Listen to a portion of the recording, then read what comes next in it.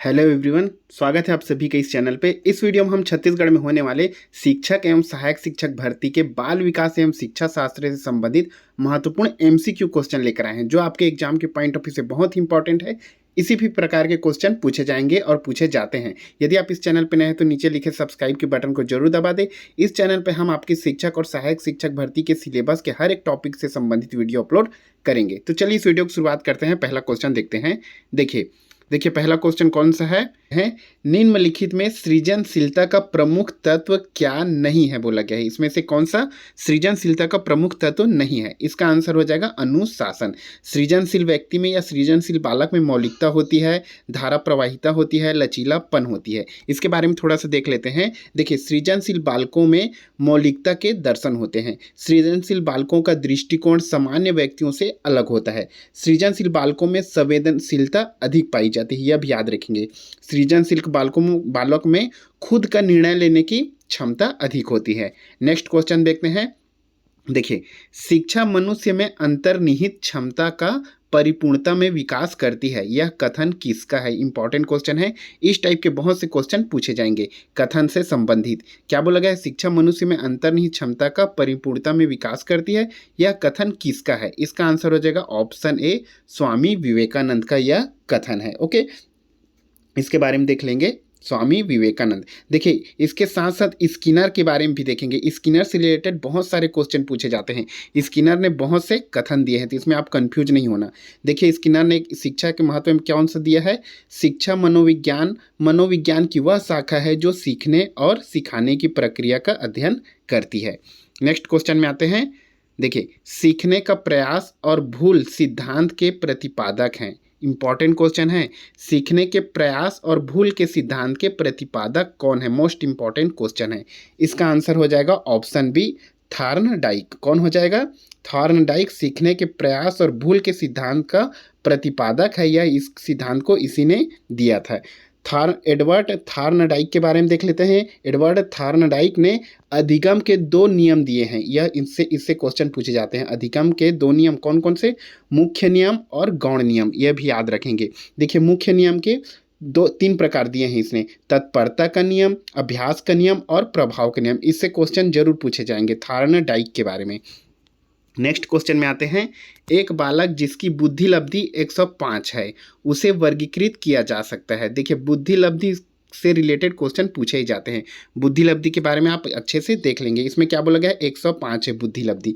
इसका आंसर हो जाएगा ऑप्शन बी, सामान्य से अधिक बुद्धि हो जाएगी इसकी। ओके, बुद्धि मापने के लिए सबसे पहला बुद्धि परीक्षण बिने तथा साइमन ने 1905 में विकसित किया था। यह भी याद रखेंगे। बिने तथा साइमन ने 1905 में विकसित किया था। बुद्धि लब्धि निकालने की फार्मूला क्या होती है? तो इसके बारे में देख लेते हैं। बुद्धि लब्धि निकालने का सूत्र होता है मानसिक आयु। जो उसकी मानसिक आयु होती है, नीचे में उसकी वास्तविक आयु, इसका गुणा 100 से कर देते हैं, यह निकल जाती है बुद्धि लब्धि। देखिए 105 है और इससे पूछा जाता है यदि 140 से अधिक है बुद्धि लब्धि तो बहुत प्रभावशाली व्यक्ति या बालक कहलाती है। यदि 120 से 140 के बीच में है तो वह अति श्रेष्ठ कहलाती है। ये भी देख लेंगे। और देखेंगे 90 से 109 के बीच में है, 90 से 109 में तो सामान्य बुद्धि के कहलाते हैं। नेक्स्ट क्वेश्चन में आते हैं। सीखना व्यवहार में उत्तरोत्तर सामंजस्य की प्रक्रिया है। यह कथन किसने दिया है? इंपॉर्टेंट क्वेश्चन है। सीखना व्यवहार में उत्तरोत्तर सामंजस्य की प्रक्रिया है। इसका आंसर हो जाएगा ऑप्शन सी, स्किनर ने दिया है। किसने दिया है? स्किनर ने। स्किनर ने जितने भी कथन दिए हैं इसे आप अच्छे से पढ़ लेंगे। इससे रिलेटेड क्वेश्चन जरूर पूछे जाएंगे।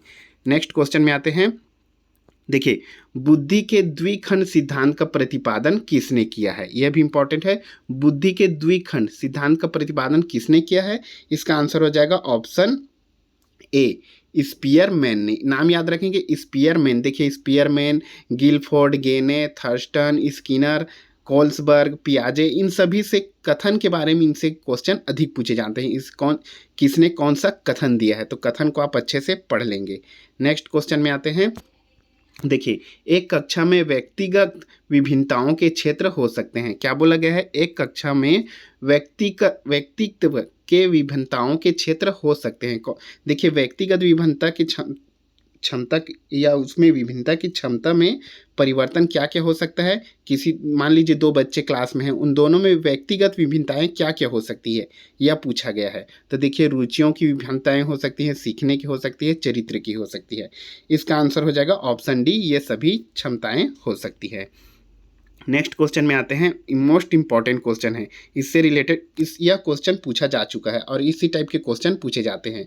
देखिए, एक बच्ची को उसके पिता चहलकदमी करा रहे थे।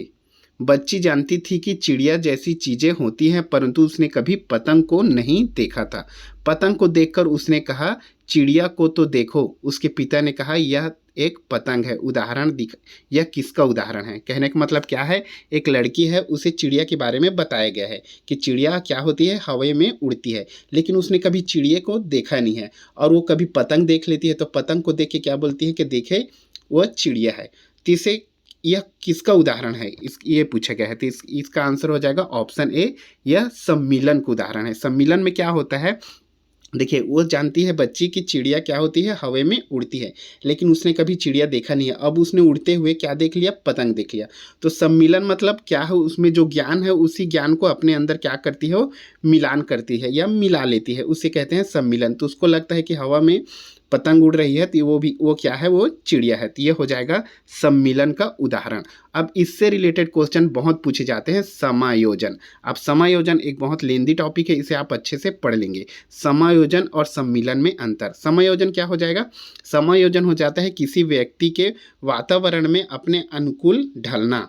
क्या हो जाता है समायोजन, व्यक्ति वातावरण में अपनी आवश्यकताओं के साथ तालमेल बैठाता है।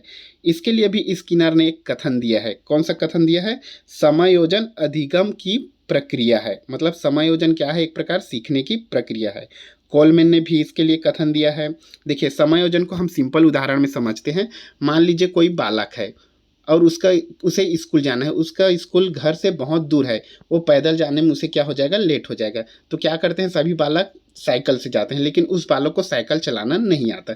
तो क्या करता है, वह बालक साइकिल चलाना सीखता है और साइकिल चलाना सीखने के बाद वो साइकिल से क्या होता है, स्कूल जाता है।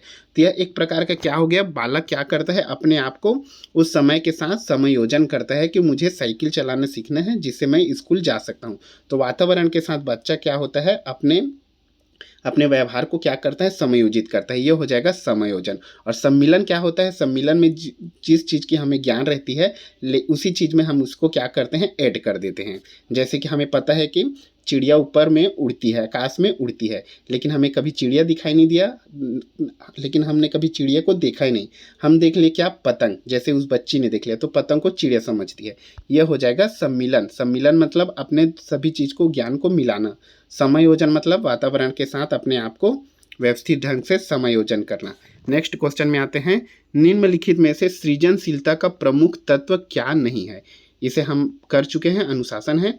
नेक्स्ट क्वेश्चन में आते हैं, संकेत अधिगम के अंतर्गत निम्नलिखित सीखा जाता है। क्या सीखा जाता है, संकेत अधिगम। देखिए अधिगम के प्रकार आप पढ़ लेंगे, इसमें से कौन सा पूछा गया, संकेत अधिगम। इसके अंतर्गत क्या सीखा जाता है, इसका आंसर हो जाएगा ऑप्शन बी, पारस्परिक अनुकूलन। क्या सीखा जाता है, पारस्परिक अनुकूलन। नेक्स्ट क्वेश्चन में आते हैं, पियाजे के अनुसार बच्चा अमूर्त स्तर पर चिंतन, बौद्धिक क्रियाएं और समस्या समाधान किस अवस्था में करने लगता है। इंपॉर्टेंट क्वेश्चन है। इसका आंसर हो जाएगा ऑप्शन सी, औपचारिक संक्रियात्मक अवस्था, जो कि 11 से 16 वर्ष के बीच में होती है। इस अवस्था में बच्चे क्या करते हैं, तर्क का अनुप्रयोग करना, निष्कर्ष निकालना, शाब्दिक परिकल्पना, आदर्शात्मक चिंतन, दूसरों के साथ जुड़कर कार्य करना, समानुपातिक, वार्तिक, इन समानुपातिक और तार्किक, ये सभी चीज़ें करना सीख जाता है। नेक्स्ट क्वेश्चन में आते हैं, कौन सा सीखना स्थायी होता है। निम्न में से कौन सा सीखना क्या होता है, स्थायी होता है।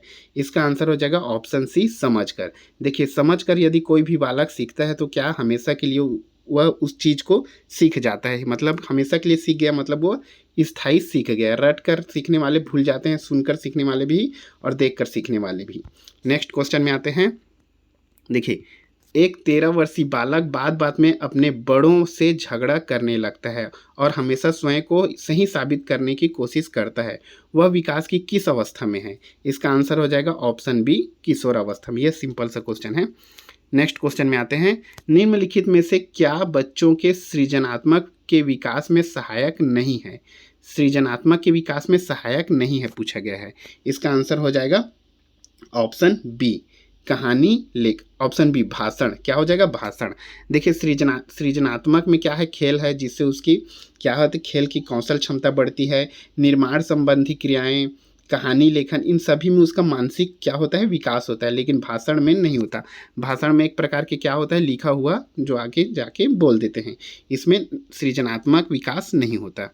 नेक्स्ट क्वेश्चन में आते हैं, सीखने का क्लासिकल कंडीशन सिद्धांत किसने प्रतिपादित किया था? मोस्ट इंपॉर्टेंट है, सीखने का क्लासिकल कंडीशन सिद्धांत किसने प्रतिपादित किया था? इसका आंसर हो जाएगा ऑप्शन बी, पाओलाउ ने। किसने प्रतिपादन किया था? नाम देख लेंगे, पाओलाउ, नाम भी देख लेंगे, पाओलाउ। नेक्स्ट क्वेश्चन में आते हैं, जन्म के समय लगी चोट या भ्रूण क्षति की वजह से आई मानसिक मंदता कहलाती है।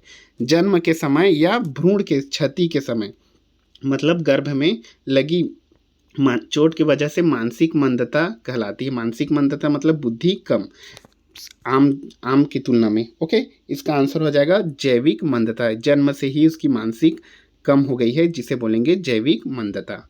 नेक्स्ट क्वेश्चन में देखते हैं, निम्न में से कौन सा विशिष्ट अधिगम विकलांगता का उदाहरण है?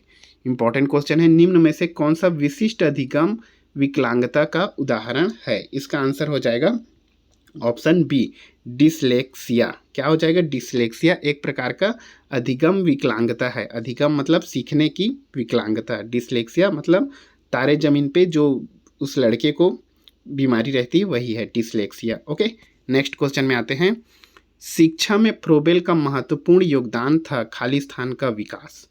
इंपॉर्टेंट क्वेश्चन है, इससे क्वेश्चन जरूर पूछे जाते हैं। शिक्षा में फ्रोबेल का महत्वपूर्ण योगदान था खाली स्थान के विकास के लिए। इसका आंसर हो जाएगा ऑप्शन सी, किंडरगार्टन। ओके, ये देख लेंगे किंडरगार्टन फ्रोबेल। फ्रोबेल के बारे में आप अच्छे से पढ़ लेंगे। देखते हैं, विलियम फ्रोबेल यह एक प्रसिद्ध शिक्षा शास्त्री थे। इन्होंने किंडरगार्टन की संकल्पना की। बच्चों के लिए शैक्षणिक खिलौनों का विकास किया। बच्चे की तुलना छोटे पौधों के रूप में भी इन्होंने की, फ्रोबेल ने। नेक्स्ट क्वेश्चन में आते हैं, मूल्यांकन का उद्देश्य। बच्चों का जो मूल्यांकन किया जाता है उसका उद्देश्य क्या होता है? बच्चों को उत्तीर्ण अनुत्तीर्ण घोषित करना, बच्चे ने क्या सीखा यह जानना, बच्चे के सीखने में आई कठिनाइयों को जानना, उपरोक्त सभी।